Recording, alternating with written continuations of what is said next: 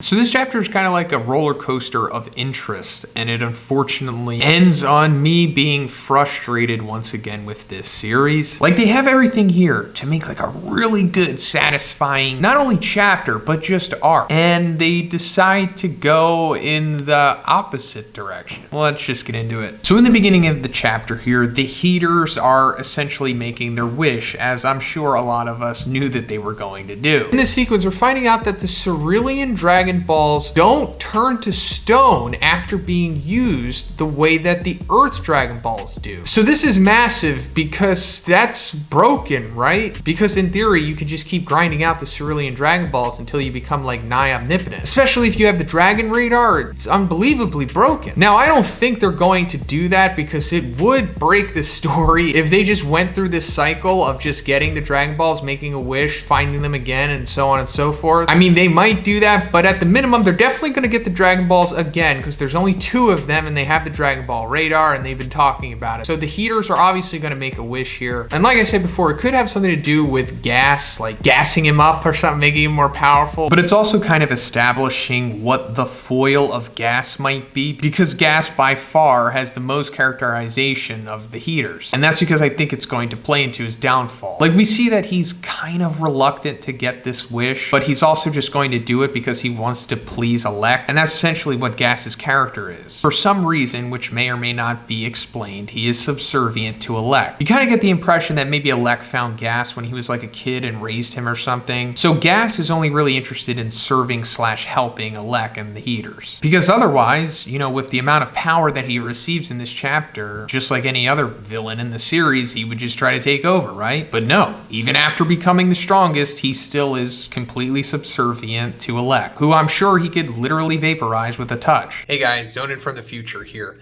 I didn't think about this until I was editing, but I'm pretty sure that Gas's downfall is going to be from the monkey paw aspect of the Cerulean Dragon Balls, which conveniently wasn't mentioned in this chapter. And I don't think Gas knows what it is either, because he wasn't privy to the exchange that happened between Elect and the Cerulean Dragon. Yes, the wish for Gas to become the strongest in the universe was successful, but what did he have to give in return? We don't know the finer details of Gas's race like we do the Ceruleans, such as Granola's long lifespan, which allowed him to compress that into giving him 3 years left to live, but in exchange, it gave him the strength that he has. So unless Gas's race can also live as long as the Ceruleans, I'm assuming that it's going to affect him like within this match, and it's probably going to lead to why he is ultimately defeated by Goku or Granola, maybe? Probably Goku because of the Bardock thing. I guess they're gonna leave Elect to Granola. But anyway, back to me from the past. We're coming back to Goku and the gang, and Monito is explaining why he had to lie to Granola about the Heaters killing his mother. And it's because the Heaters essentially forced him to, because they saw interest in him as a kid, because he became a bounty hunter when he was like 7 years old or something. So he figured instead of taking him out, just make a resource of him and force Monito to lie. And if he does tell the truth, they'll just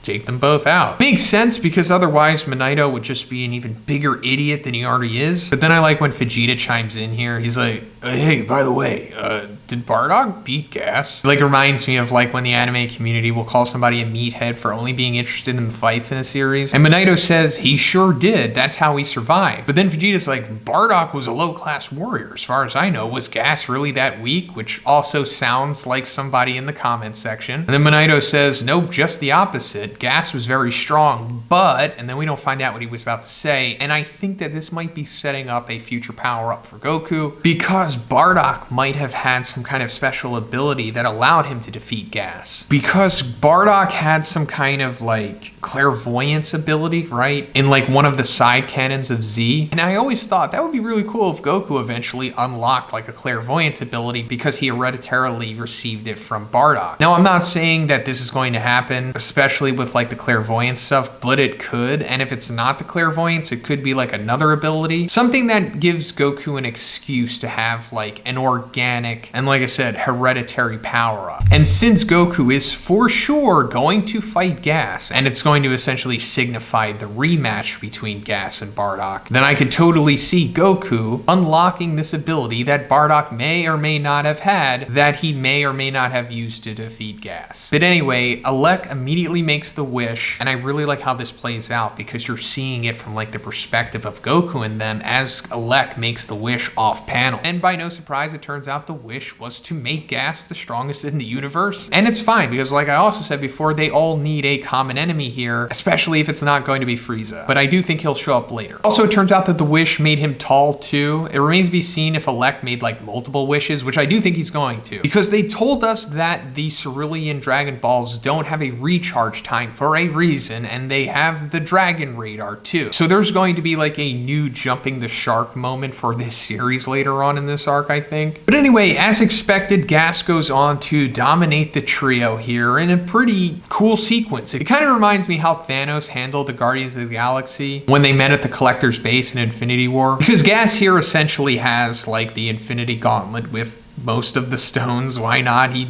practically is doing whatever he wants. But just as he's about to execute Goku, Granola is able to stop him with one last-ditch effort blast to the back, and it's understandable that this is going to affect him because Granola is still pretty strong himself. But then Gas just destroys Granola, and I thought that this sequence would be more satisfying than it is because I wanted to see Granola get his comeuppance. But since it's happening this way, it's not even really that satisfying because it would have just been better for Vegeta to do this. Oh, and then somehow Manito is able to defuse Gas's ki cubes that are locking Goku down. Don't ask me how he's doing this because he's not even able to heal Goku, but he can somehow defuse the strongest warrior in the universe's ki trapping blocks. I mean, I get we needed to get Goku out of this situation, but... So then Chekhov's Sensu Bean finally gets brought up. We knew that there was one lingering out there because they made it perfectly clear that they were bringing two of them, and we saw Goku use one already after getting destroyed by Granola initially. So then Goku says one of the most intelligent things he's ever said in the series when he tells Vegeta to go find the armor that he tossed away, get the Sensu Bean from it, eat it, and then go beat Gas in his Ultra Ego form, which he makes fun of. And when I first read this, I was like, perfect, this is amazing. This arc might wind up being one of the best, if not the best, in Super. But